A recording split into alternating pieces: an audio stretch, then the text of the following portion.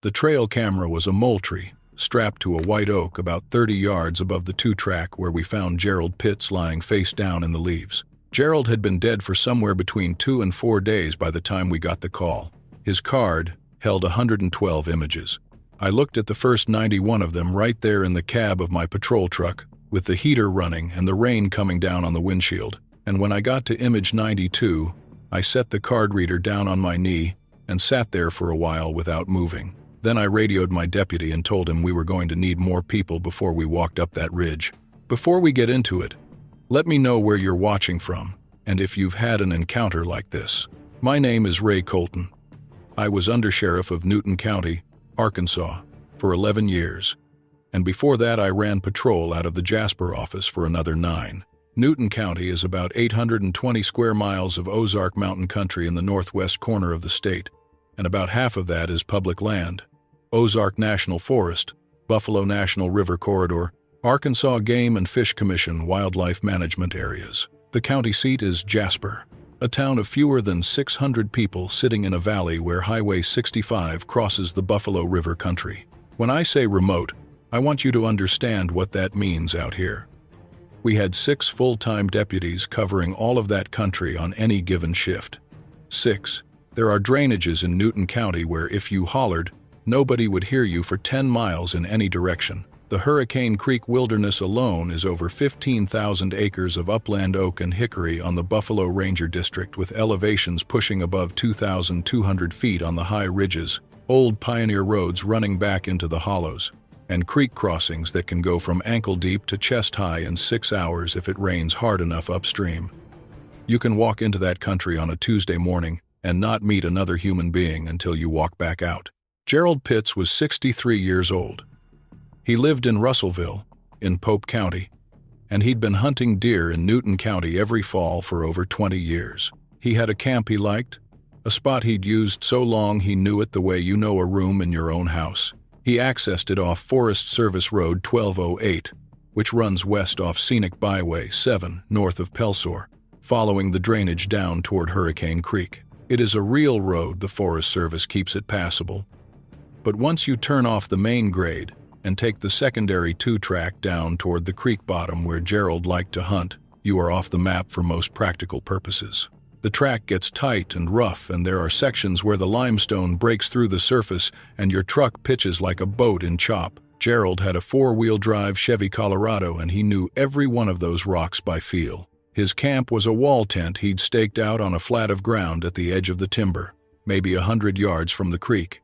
He'd been out there since the first Monday of November that year. The season ran through the end of the month. By the 12th of November, a man named Roy Cathy, who had a camp of his own about 4 miles up the same drainage, drove past Gerald's 2-track turnoff on his way back to pavement and noticed that Gerald's Colorado was still parked at the pull-off.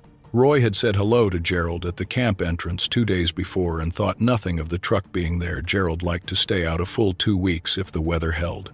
But something made Roy slow down and stop, and he sat there at the edge of the road looking at that truck for a minute. He told me later he couldn't say exactly what bothered him. The truck was in the right place. Nothing looked damaged or moved. He just had a feeling he couldn't put a name to. Roy drove on. He got home, had supper, watched the news, and at 8:30 that night he called the Newton County Sheriff's Office and told the dispatcher he might be wrong, but something about the scene out on Forest Service 1208 had been sitting wrong with him all evening, and he thought maybe somebody ought to go check. My deputy that night was Marcus Teal, who'd been with the department about 4 years. Marcus was 29, steady, not a man who rattled easily, and he was the right person to send on a wellness check in the dark on a gravel forest road because he had enough sense to go slow and enough backbone to go at all. He drove out there at about 9:15, parked beside Gerald's Colorado, checked the cab, found nothing unusual, and then walked the 2-track down toward the camp with his flashlight. He found the tent in order, camp gear laid out, cot made up, camp stove with a pot still on it. Coffee had been made at some point and sat cold in a tin cup on the folding table near the tent entrance. Marcus did a loop of the camp perimeter with his light, and that was when he found Gerald. He was lying at the edge of the timber about 40 feet from the tent, face down, his hunting pack still on his back. He'd come off the ridge and made it almost to camp. Marcus checked for a pulse, found none, and called it in. By the time I drove out there, it was past 11, and the temperature had dropped into the low 30s. I had Marcus and I had the county coroner, Will Fitch, who made the drive from Jasper without complaint because that is the kind of man Will was. Will knelt down with his flashlight and worked through his initial assessment, and when he stood up, he said Gerald had most likely been down 2 to 3 days. There was no obvious trauma. No blood, no sign of a fall, no broken bones apparent. The pack on his back was intact. Gerald's rifle was back at camp, leaned against the tent wall, which told us he hadn't been out there hunting when whatever happened happened. He'd been returning to camp from somewhere on foot. Will's working theory was a cardiac event. Gerald had a known heart condition, which we confirmed later with family. The autopsy bore that out. Cardiac arrest, manner of death natural. The medical examiner closed it within a week, but before any of that, before the autopsy, before the medical examiner's report, there was the trail camera. Gerald had run a camera out there for years. He was the kind of hunter who put the work in before season out in September to check the trails. Hang the camera, read the terrain carefully. 20 years of hunting that same drainage had given him a picture of how the deer moved through it in every season and condition that no general reading about whitetail could replace. Quick thing before we move on, I have this book coming out. It's called the Dogman Codex. It's a compilation of all my research and findings. Been working on it for a long time. So if you want to check that out, links down below. Now let's get you back to the video. He hung a new one every season at the same white oak above the creek crossing on the lower slope of the ridge. He'd mentioned it to Roy Cathy the morning Roy saw him last, said he'd already had it out for 3 days, and the card was filling up, deer moving good on that slope below the bluffs. When Marcus and I cleared the scene that first night, I walked up to the oak and pulled the camera. I didn't look at the card until the next afternoon, back in Jasper at the office. I pulled it on the reader, poured a cup of coffee, sat at my desk, and started going through the images. The first portion of the card was exactly what you'd expect. Whitetail, deer, on the slope. A doe at dusk on the 3rd evening. A pair of 2-year-old bucks working the same trail on the 4th morning. A raccoon at the creek edge near midnight. A coyote crossing from left to right on the morning of November 7th. Gerald had mounted the camera well, and the angle caught the full width of the crossing and a clean view up the slope toward the bluffs. The timestamps ran from the 3rd of November through the 12th. The last dozen images had been triggered on the night of the 10th and the night of the 11th, after dark, by the infrared sensor. The 11th was when things changed. I want to be careful here about how I describe what I'm about to describe, because I spent a long time afterward trying to make sure I was being accurate and not adding anything to the images that wasn't there. What you see in a trail camera photo at night in the infrared is a black and white image, high contrast, with the foreground lit and the background going dark. The oak and the creek bank and the near slope come through clear. The middle distance gets grainy. The far tree line is just shadow. In images 92 through 98, something was standing on the slope above the creek crossing. The first image in that sequence caught it at the edge of the camera's detection range, which for that Moultrie model at night is roughly 45 to 50 feet in good conditions. It's at the upper left corner of the frame, partially obscured by a cedar. And what registers is a shape. It is upright. It is tall. I estimated it later by comparing it against a reference tree. I went back to measure a young hickory at the frame's left edge that I was able to get a hand on. That tree stands 8 feet 4 inches from the ground to the first branch. The shape in image 92 clears the first branch of that hickory. Its head and shoulders are visible above the branch, which puts it above 8 feet of vertical height. 4-legged animals don't stand above 8 feet against a small hickory. They don't stand upright at all. A black bear raised on its hind legs can reach 7 to 8 feet, and black bears exist in the Hurricane Creek country. There are good numbers in those drainages. Been there since a stocking program in the 1960s brought them up from Minnesota stock, and they took hold in the Ozarks. I know what a bear looks like on a trail camera, day or night. I've seen hundreds of bear images out of that country. The shape in those images was not a bear. Its head was long and narrow.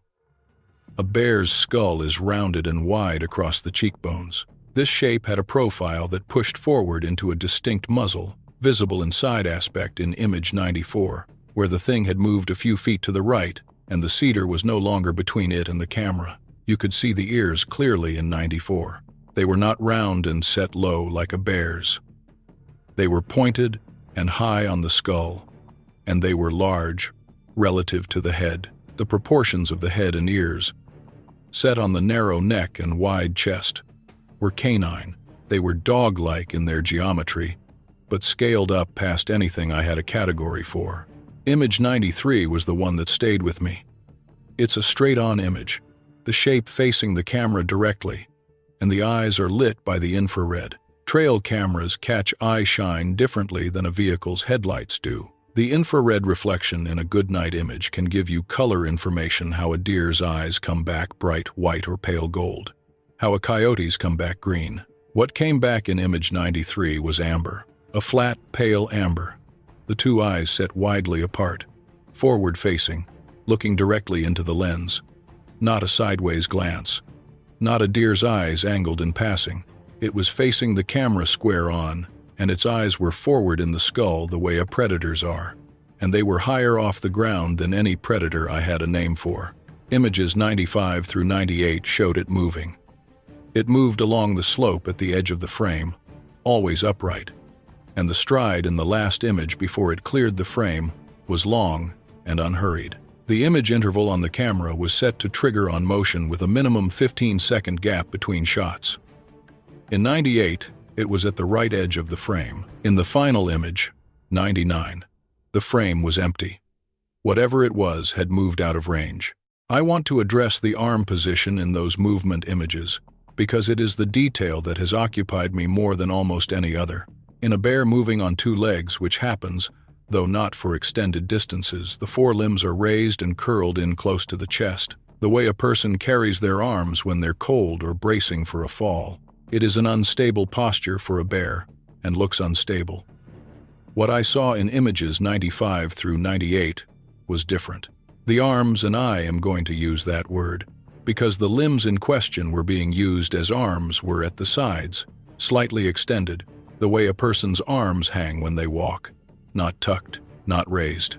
Hanging naturally, with a slight swing in 96 and 97 that corresponded to the stride rhythm. It was moving the way a person moves, with the counter swing of the arm balancing the step of the opposite leg. And it was doing this naturally, without the awkwardness of something that is trying to do something its body is not built for. Its body was built for it. That is what the images tell me. Whatever it is, walking on two legs is not an exception or an emergency measure for it. It is the default. The four-legged tracks at the creek crossing are the exception. The quick mode. The way you or I might break into a run for 30 yards to cross a stream without getting our boots soaked, and then return to walking on the far bank. It shifted between postures with a fluency that no bear has, and no other animal I can name has. All 8 images were time-stamped.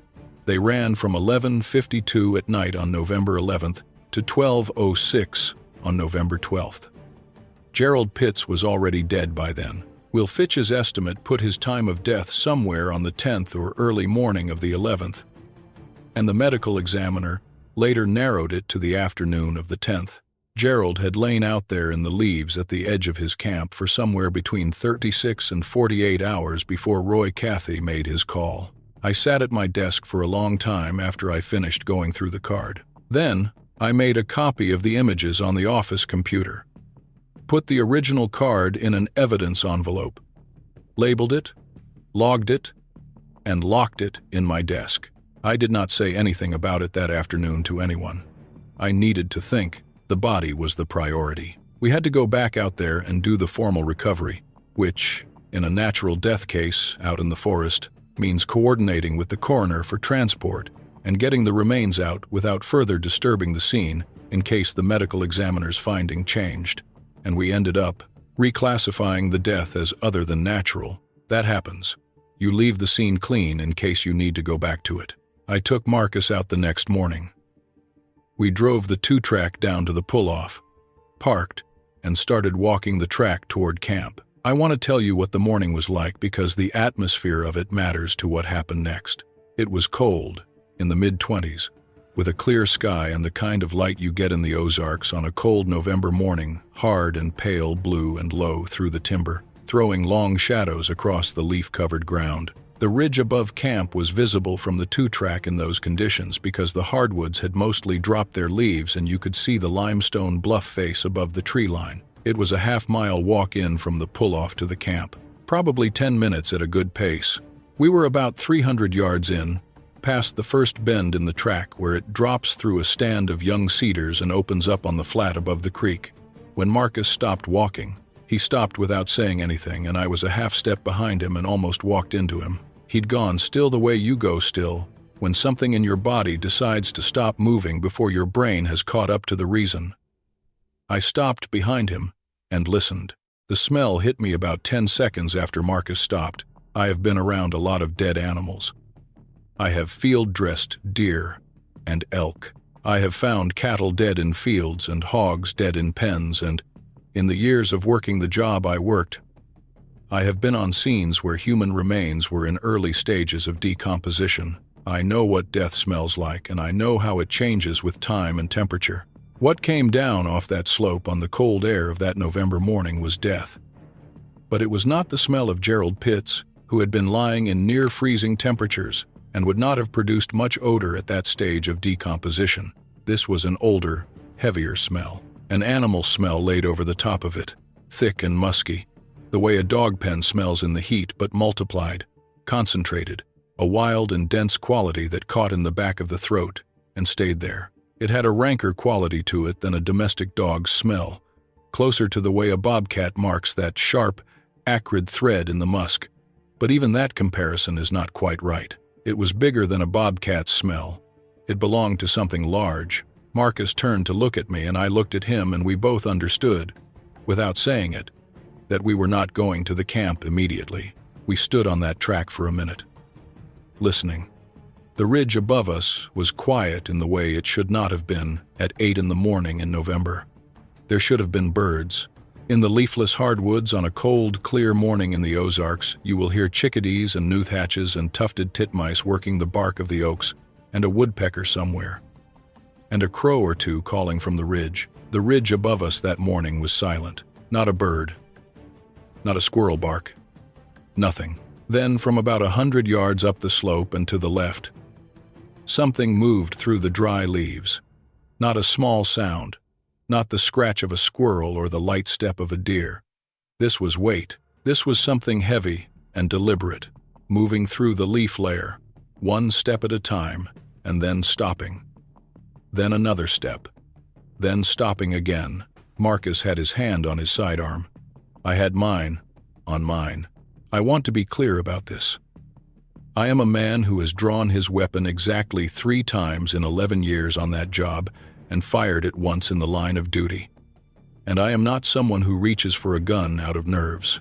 I reached for that gun because the sound on that slope hit something in my chest that I can only describe as a recognition. Not of what was up there, of the seriousness of what was up there. My body knew before I did that this was not a deer and not a coyote and not a bear moving through the understory. It was too heavy and too slow and too purposeful. We backed out. We walked backward to the bend in the track where the cedars closed up, and then we turned and walked fast to the pull-off. I did not run. Marcus did not run. Neither of us spoke until we were at the trucks.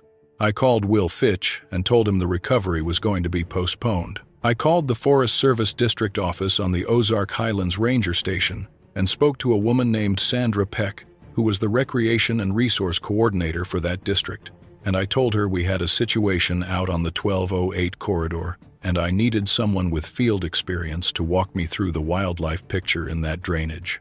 Sandra gave me the number for the Arkansas Game and Fish Commission wildlife officer assigned to the Newton County area. His name was Doug Harlan.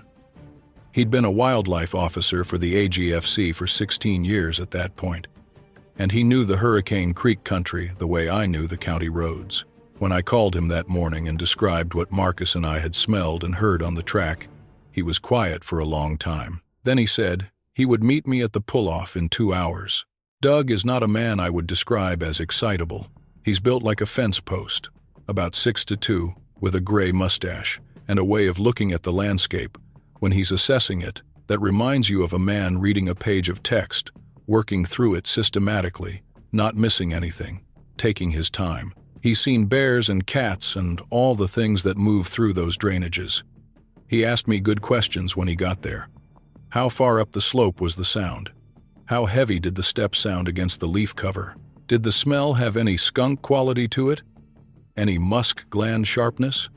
I answered as precisely as I could. Then I showed him the trail camera card on my laptop, which I'd brought with me. Doug looked at the images in sequence without saying anything. He got to image 92 and leaned forward. He went through 93 through 98 twice, going back to 93 a third time. He sat back and rubbed his jaw. He said the size was wrong for any animal he could put a name to in that country. He said the posture was wrong for a bear. He said the head profile in image 94 didn't match anything in his field experience. He said he wanted to look at the slope himself before we brought the recovery team in. We walked the track together, the three of us, Doug, Marcus, and me, with Doug leading once we got past the cedar bend. He moved slowly and was reading the ground and the slope the whole time, pausing every 30 or 40 feet to look up through the timber. The smell was gone or greatly reduced. The ridge above us was still quiet, but there was a nuthatch working a dead oak trunk near the crest, which told me the silence of the morning before might have had a cause that was no longer present. Before we walked to the creek, Doug spent time at the camp itself. He moved through the space the way a trained set of eyes moves through a scene, not touching anything, looking at angles, reading what the ground recorded. He checked the tent stakes to see if anything had pressed against the tent wall from the outside, which would show in the stake tension and the fabric stretch. He walked the perimeter of the camp at about 20 feet out and came back twice to look at a section of bare ground between 2 trees at the uphill side of the camp. There was a compression in the leaf layer there, a rough oval, as if an animal had been stationary long enough to press the leaves flat. Doug said it could have been a deer bedding. He said it with the particular tone that means the speaker knows the explanation doesn't fully hold.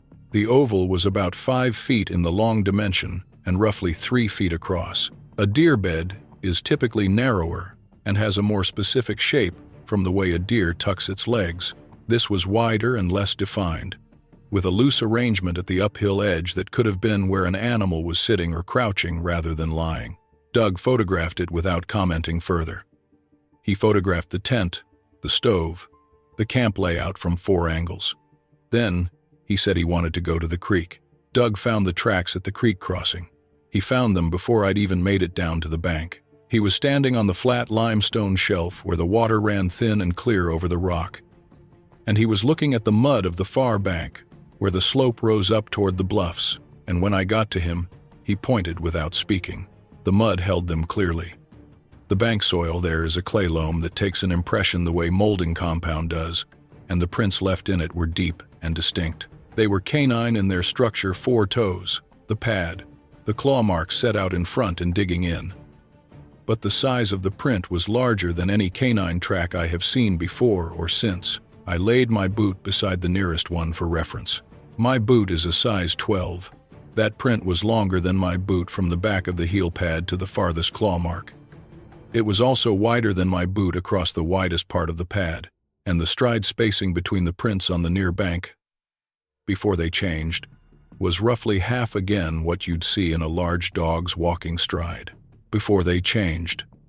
That is the part I want to make sure I am accurate about, because I went over this with Doug for a long time afterward, and I want to describe it right. The prints on the near bank, below the crossing, came in sets of 4, fore and hind alternating, the pattern of a large 4-legged animal walking. They came down the near bank slope and entered the crossing on all 4 feet. But the prints on the far bank, on the mud above the crossing where the thing had climbed out, were in a different pattern.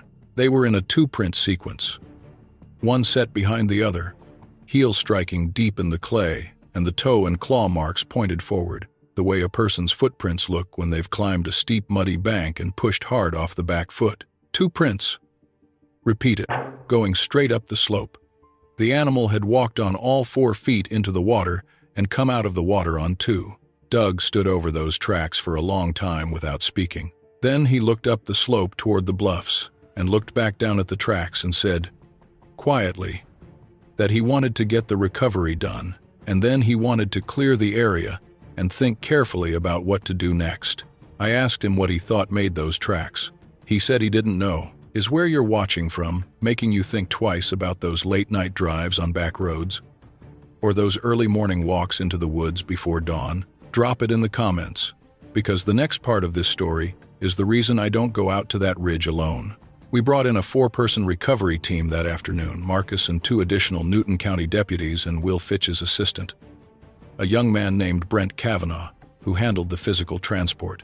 Doug Harlan came back with us and walked in first, and I want to tell you that I noticed something about Doug on the walk in that second time that I've never told anyone other than my wife. Doug Harlan, 16 years, a wildlife officer in the Ozark country, a man who had handled more bear encounters and wildlife emergencies than I could count, was watching the ridge. He watched it the whole walk-in, looking up through the timber, the way you watch a road when you're driving on ice, not constantly, but always returning to it, always checking. He wasn't scared in a way anyone would notice.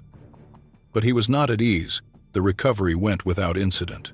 Gerald was exactly where Marcus had found him, and the scene was undisturbed.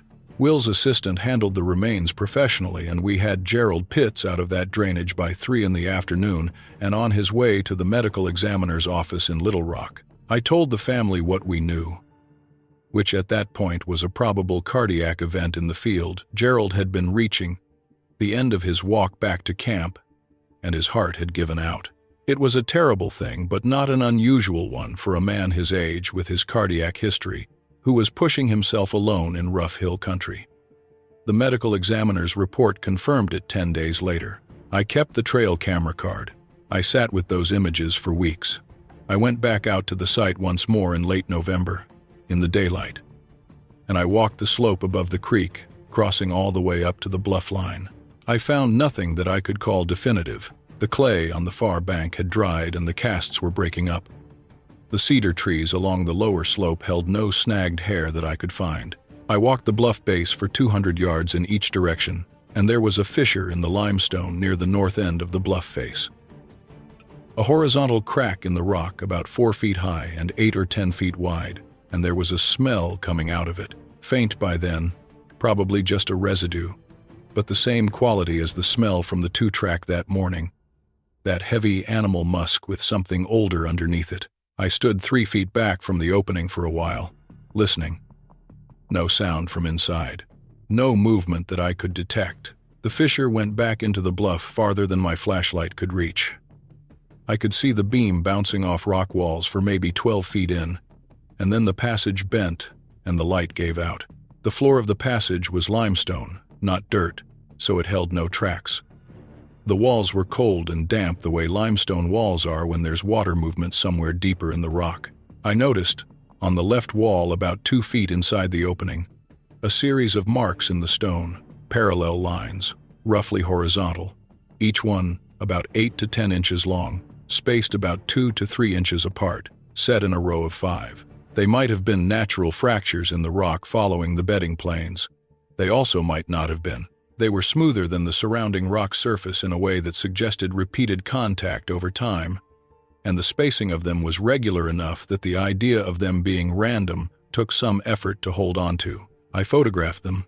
I've had people look at the photographs since, including a geology teacher from the community college in Harrison, who told me they were consistent with natural joint fractures in the Boone Formation limestone that underlies that part of the Ozarks, and that he would want to examine the rock in person before saying anything more definitive.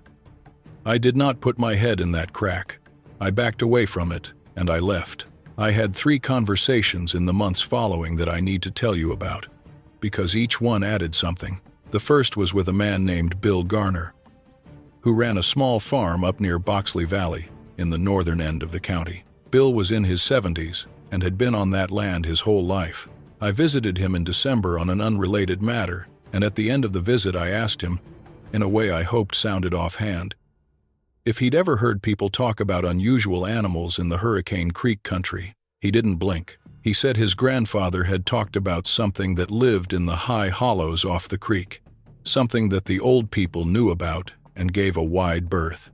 He said his grandfather had called it the black dog, though his grandfather had also said it wasn't a dog in the usual sense, just that a dog was the closest thing anybody had a word for. He said it had been seen walking upright on more than one occasion by people his grandfather trusted, and that the old people in the valley said you'd sometimes find deer that had been cached up in trees near the bluff lines, which was something no dog and no known predator had any business doing. He said there was a particular drainage in the Hurricane Creek country where people had always known not to camp, and that the location he described to me matched the location of Gerald Pitts's camp almost exactly.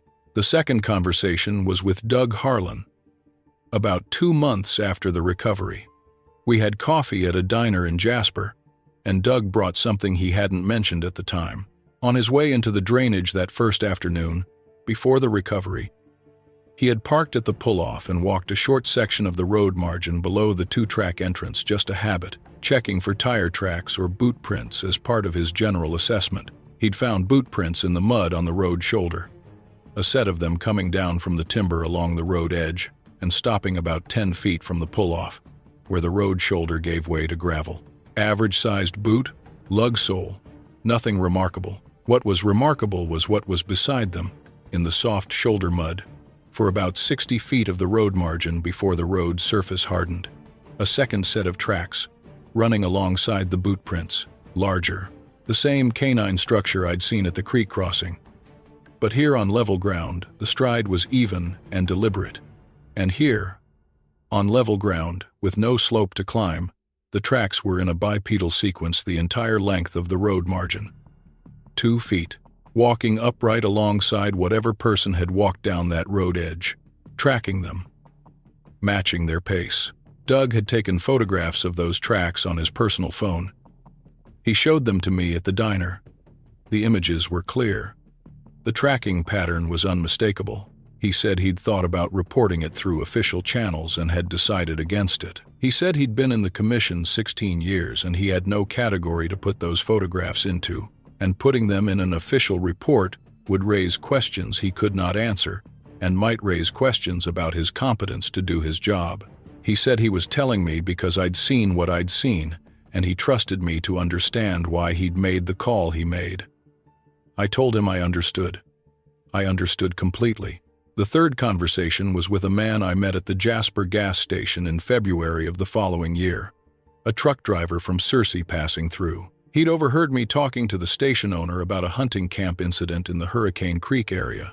I was being vague, just making conversation, and he stopped and said he'd driven scenic Byway 7 through there at night a handful of times over the years and had always thought there was something off about that particular stretch of road below, the 1208 turnoff. He said one night about 3 years before he'd been driving through there after midnight and had slowed for what he thought was a dog on the road shoulder.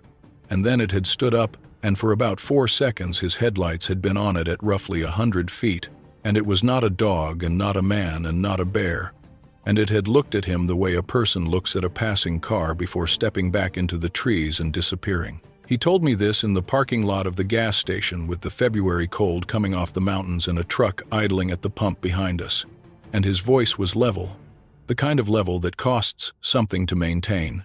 He was not a man looking for company in what he'd seen. He was a man who had been carrying it alone and had simply recognized, in overhearing my conversation, that I might be someone who would understand it without requiring him to defend it. He did not ask me for confirmation. He did not need it. He already knew what he had seen. He told me he had not spoken of it to anyone. He asked me what I thought it was. I told him I had an idea but no way to prove it. He nodded. He said that sounded about right. Here is what I've come to understand about those 98 images from Gerald Pitts's trail camera and about everything that came after. Gerald died of cardiac arrest in his own camp on the afternoon of November 10th, and his death was natural. And nothing about the animal on that slope changed what happened to him, or could have prevented it. Gerald's heart gave out and he fell and he died alone in the leaves at the edge of his camp in the Ozark National Forest. And that is a sad fact that has nothing to do with what was living on that ridge. But something on that ridge knew Gerald was there. Something knew where the camp was. And something came down off the bluff line after dark on the night of the 11th and walked the creek crossing and stood on the slope above the camp and looked at it. 8 images, 14 minutes from first to last, and then it moved back up the slope and was gone.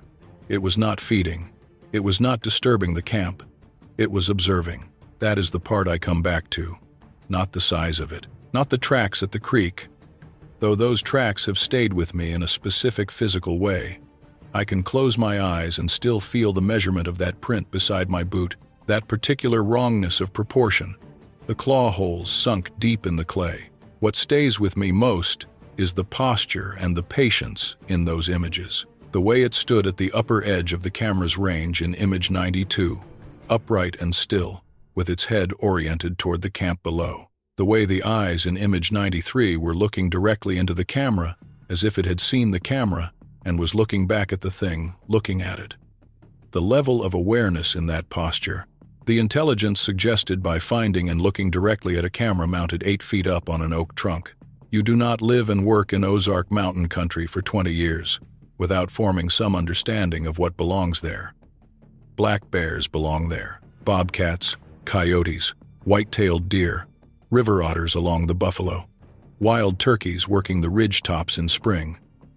I know what belongs there. What was in those images does not belong to any category I had a name for before that November. And what I pulled from Doug Harlan's telephone images at the diner in Jasper does not belong there either. But it is there. It has been there, if Bill Garner's grandfather knew anything, longer than any of the people who hunt and hike and float that country, longer than the Forest Service roads that cut into it, longer than the settlement farms whose old foundations are still breaking up in the creek hollows, longer than anyone has been keeping records of this country. I retired from the Newton County Sheriff's Office in the spring. The images from Gerald's camera are still on a copy I keep at home. I have looked at image 93 probably 100 times over the years. And each time I do, I have the same experience. The amber eyes in the infrared frame, forward-facing, looking directly at the lens. The long, narrow head, the high ears, the wide chest, the upright posture against the black background of the Ozark hardwoods at 11:52 at night. Whatever it is, it knew the camera was there. It chose to look into it. It chose to let itself be seen. I have thought about that choice for years. There are things that live in those deep hollows and ridgetop drainages that have never been formally cataloged. And I am not the first person to say so. I am also not the only person to have pulled a trail camera card and found something in the images that stopped the blood in my veins. I have heard from 2 other people since I retired, a turkey hunter from Searcy County, who ran cameras in the Richland Creek drainage and pulled an image that shook him badly enough that he hasn't been back to that country since, and a Forest Service trail crew member who worked the Ozark Highlands trail section through the Hurricane Creek wilderness and told me that one evening in September, he and his crew partner had smelled something on the slope above the trail that sent both of them off that mountain at a pace they could not fully explain afterward. He described the smell the same way I would have described it. He used the same words. The smell is the thing that puts it together for people who have been close to it. You can look at a trail camera image and tell yourself the angle is wrong or the infrared distorted the proportions or your brain is pattern matching against the dark. You can look at tracks in clay mud and tell yourself the water expanded the impression and made them larger than they were. But you cannot tell yourself a smell is something it isn't. Smell is the oldest sense, the one that bypasses the story-making part of the brain and goes straight to the part that knows what is dangerous and what is not. Your body knows. It knew before mine did that morning on the 2-track. Standing behind Marcus Teal in the cold air with the ridge above us, silent and something moving in the leaves up the slope with real mass behind it. I want to be honest here.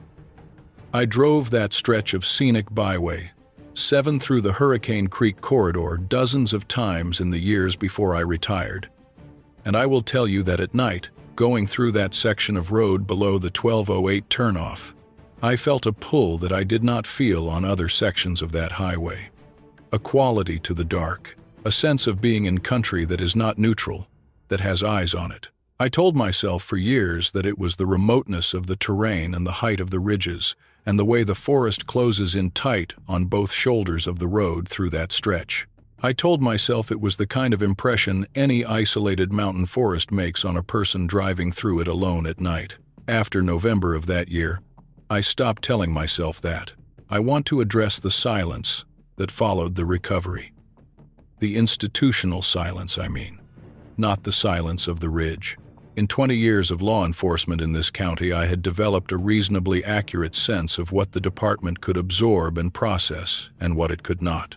A trail camera image from a remote forest of a large, unidentified, upright animal is not something any sheriff's department in the country has a procedure for. It does not fit into any category in the reporting structure. It is not a crime. It is not a threat in any legally actionable sense. It is an anomaly. And anomalies that don't fit into existing categories tend to disappear, not through any deliberate suppression, but through the simple organizational inertia of institutions that are built to process things that fit the categories they already have. The fishing party complaint from 1994 had disappeared the same way. O'Brien logged it, and no one followed up because there was no follow-up procedure and no mechanism to create one. And it sat in the file until the digital record system absorbed it, and it became a data point in a database that nobody ever ran a query against looking for upright bipedal animal reports. I was not going to put Gerald Pitts's trail camera images into that system. I made a copy, and I kept the copy, and I kept the original in my personal files when I retired, and I do not think I was wrong to do that. The images are not evidence of a crime. They are a record of something that exists. And the fact that the existing record-keeping systems have no place for them does not change what they show. The last time I drove that road was about 6 months before I retired. It was late afternoon in August, and the light was still good, and I had no reason for anything other than the drive. But when I passed the 1208 turnoff and looked up the grade into the timber where the two-track disappeared into the shadow of the cedars, I slowed without meaning to. I looked up that grade for a long moment. Then I drove on. I have not gone back to that drainage since. Gerald Pitts died of a heart attack in his deer camp, and his death was fully explained and documented and closed by the medical examiner's office without ambiguity. There is nothing about Gerald's death that points toward anything other than what the autopsy found. I want to make that clear. Gerald's family has answers, and those answers are accurate, and nothing that I am telling you now changes them in any way. But Gerald's trail camera caught something on that ridge the night after he died, and that something was not a bear, and not a coyote, and not a deer, and not anything that I can place inside the known catalog of animals that inhabit the Hurricane Creek wilderness of Newton County, Arkansas.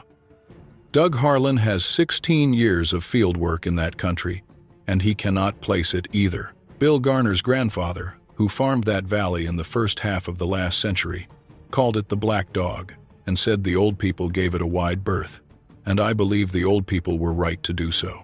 The man at the gas station in Jasper who drove Byway 7 after midnight and saw it stand up from the road shoulder and look back at him, carried that experience alone for 3 years before he said a word to anyone, and I believe that is more common than anyone knows. These mountains are old. The drainages that cut through them in the Hurricane Creek country, the limestone bluff lines, the old pioneer hollows where 70 families once lived and now nobody does. That country goes back a long way, and the things that were in it before the first settler family came over the ridge are still in it. They do not leave because we build roads. They do not leave because we hang cameras on the trees. They adjust. They watch. They look directly into the lens when they choose to, and they step back into the dark when they choose to. And in between they do what they have always done in those hollows and on those ridges. And nobody has any say over it, and I am not sure anyone ever will. Image 93. 11:52 at night, November 11th. Amber eyes looking back. That's the one I see when the room goes quiet. I need to tell you what I did in the months after my retirement, because it bears directly on what I've come to believe about the nature of what we're dealing with in that country. I spent the better part of a year after my retirement going back through every record I could get my hands on for that section of Newton County hunting accident reports from the Arkansas Game and Fish Commission. Missing person files from the Newton County Sheriff's Office, going back to the late 1980s when the department started keeping digital records. Forest Service incident logs from the Buffalo Ranger District. I was not looking for Dogman sightings. I was looking for anomalies, incidents that had been closed with explanations that technically fit, but that carried something unexplained at the edge of them. A hunter who walked out of the Hurricane Creek drainage in the middle of opening weekend without killing anything and without explanation. A backpacker who cut a planned 5-day trip on the Ozark Highlands Trail to 2 days and told the ranger station only that the weather had turned on a weekend when the weather had been clear. A fishing party of 3 men who had camped at the Hurricane Creek access on Forest Service Road 1208 in the fall of 1994 and filed a complaint with the Ranger District about an animal disturbing their camp on 2 consecutive nights. The complaint was logged, and a ranger visited the site 4 days later and found nothing. And the file noted that the party had been unable to describe the animal in specific terms, only that it was large and that it had been bipedal at the time they saw it in the tree line. Bipedal. The word is in the Forest Service incident log, filed under a ranger named O'Brien, who worked the Buffalo District from 1990 to 2002. I talked to 2 people at the ranger station who remembered O'Brien. He had retired. Neither of them knew where he was. The fishing party complaint was filed October 14, 1994. The camp location noted in the report was off Forest Service Road 1208, within a mile of where Gerald Pitts's camp was located when he died 20 years later. I do not think the thing in the images is unique to that drainage. I do not think it is one animal in one location waiting between encounters. I think the Hurricane Creek country, with its depth of wilderness and its limestone cave system through the bluff lines and its history of low human traffic outside of hunting season, is the kind of terrain that is hospitable to an animal that wants to be left alone. The bluff fissures, the crack in the limestone near the north end of the bluff face above Gerald's camp, is not an isolated feature. The rock structure through that entire section of the Ozark National Forest is full of horizontal and diagonal fractures, where the limestone beds have shifted over time. Some of them are small, nothing more than a gap in the rock. Some of them go back into the bluff farther than a flashlight can reach. Some of them connect. I'm not speculating about what lives inside them. I'm only saying the terrain supports concealment, and the terrain has been supporting it for a very long time. What I think about when I think about that morning on the 2-track is the silence on the ridge. Birds know. You learn this fast when you spend time in wild country. And I spent 20 years in wild country doing this work. Birds are the canary, in the literal sense. They tell you what the habitat feels safe to be in and what it does not. A ridge that has gone silent in the morning when it should not be silent is being used by something. And the size of the silence tells you something about the size of the thing. That ridge was fully silent. Not one bird from the timber to the bluff line. And the Hurricane Creek wilderness in the Oak Hickory country in November is not a quiet place when there's nothing wrong. It's chickadees and newthatches and titmice and woodpeckers and the occasional raven working the bluff face, and crows, always crows, moving through the tops. The morning that Marcus and I backed out of that drainage, not one of those birds was present. 1,000+ acres of hardwood forest and not a single bird calling in the morning hours. Doug Harlan told me, at that coffee in Jasper, that he had read old accounts of the same kind of silence described in reports from other parts of the Ozarks. Not anything from the Game Commission, which doesn't maintain records of that kind, but older literature, regional histories and county histories from the early settlement period in this part of Arkansas, and one account from a Forest Service naturalist's field notebook from the 1930s that Doug had come across at the University of Arkansas Library in Fayetteville. The notebook, which was part of a collection donated by the naturalist's family and not digitized or indexed, described a series of field observations made during a wildlife survey in the Boston Mountains of northwest Arkansas. The naturalist, a man named H.B. Crane, conducting survey work for the old Ozark National Forest before the modern wilderness designation existed, noted what he called an anomalous distribution of songbird silence in certain drainages, particularly those adjacent to the high limestone bluff systems. He noted it in 1937 and again in 1939, and made a note that the phenomenon was consistent across both survey periods and did not correlate with any weather event or known predator presence that he could document. He noted, in the final entry Doug found, that he had heard from 2 local men who worked timber in the area that the silence was well known to people who spent time in that country, and that both men had declined to elaborate further. H. B. Crane's field notebook from the 1930s is a primary source document held at the University of Arkansas Special Collections in Fayetteville. It is not indexed under any searchable subject heading related to wildlife anomalies. Doug found it because he was looking through a box of uncatalogued natural history documents that a librarian had pulled from storage at his request, because the box was from the same period and the same general geographic area as another document Doug had been trying to locate. He spent 2 afternoons in the archive and found the notebook on the second afternoon. He read the relevant entries, photographed the pages with his phone, and sent me the photographs. The photographs are on my laptop. The handwriting is clear, and the observations are specific. I am telling you this because I want you to understand that what Marcus and I experienced on that 2-track in November was not novel. It was part of a longer record, most of which was never written down because the people who experienced it knew there was no system to write it down for, no institution that would receive it and do anything useful with it. The ones who kept records were the outliers. H. B. Crane with his survey notebook, O'Brien with his Ranger District incident log, the fishing party who filed a complaint they didn't know how to describe correctly. Most people carried it alone and let it live in the particular kind of silence that settles around an experience you can't fit into language that other people will accept. I carried mine for over a year before I told my wife. She listened to the whole account, including the trail camera images, which I showed her on the laptop. She looked at image 93 for a long time, and then she looked at me. And she said that she believed me, and that she would prefer I not go back to that drainage, and that she had always thought there was something in those mountains that the county did not have a file on. She grew up in Jasper. Her grandfather had cut timber in the Ozark National Forest country in the 1950s. She said he had talked about the black dog in the high hollows off Hurricane Creek the same way Bill Garner's grandfather had.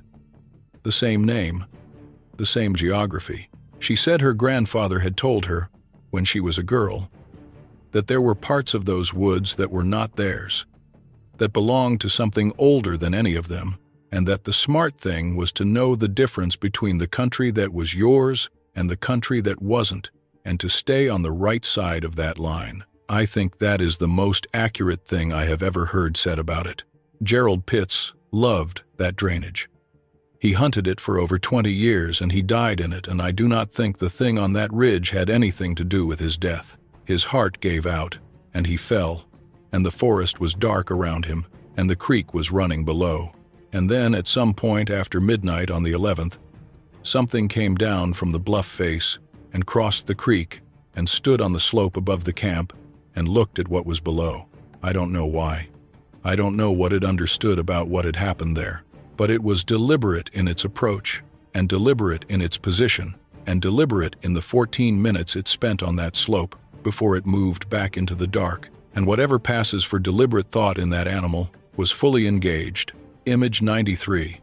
That image has never left me. Those eyes looking directly into a camera mounted 8 feet up on an oak trunk in the dark of the Ozark woods, because the animal looking into it understood what the camera was and chose to meet it. Some part of whatever intelligence lives in that skull looked at a piece of technology and understood its function and looked back at it. I don't know what to do with that. I've had years to think about it, and I still don't know what to do with it. What I know is this. Newton County, Arkansas, has close to 1,000 square miles of territory and about 7,000 permanent residents, and hundreds of miles of Ozark National Forest, public land and bluff systems and creek hollows and old pioneer roads going back into drainages that most people in the state have never heard of. The Hurricane Creek Wilderness is one of the most remote sections of accessible public land in the eastern United States. When the Wilderness Act of 1984 designated it, it set aside 15,000 acres of land that had not been formally disturbed by mechanized use. The pioneer road that the Ozark Highlands Trail follows through that wilderness is what remains of the roads those 70 families walked when they lived in the Hurricane Creek Valley, before the Forest Service bought out the holdings in the middle of the last century. Those families knew the country. They knew what was in the high hollows. The old-timers who stayed and their children and grandchildren know it still. Bill Garner knew it. My wife's grandfather knew it. The man at the gas station in Jasper who drove Byway 7 at night and wouldn't do it again knew it in the sudden and specific way that comes from a 4-second encounter at 100 feet with something looking back at you from the road shoulder. The formal record does not know it. The formal record has Gerald Pitts dead of cardiac arrest. Case closed. Filed. The formal record has an unanswered incident report from October 1994 about an unidentified large bipedal animal at a camp on Forest Service Road 1208. Filed under O'Brien. No follow-up. The formal record does not have a shelf for the thing in Gerald's trail camera images, and it does not have a procedure for a recovery that has to wait because 2 law enforcement officers stood on a 2-track at 8 in the morning and smelled something on the cold air that told them to go back to their trucks. The formal record is incomplete. What is complete is the ridge, the bluff line, the fissures in the limestone running back into the dark. The 14 minutes of images on a Moultrie Trail camera, November 11th into November 12th, in the Hurricane Creek Wilderness, Newton County, Arkansas. The amber eyes in frame 93.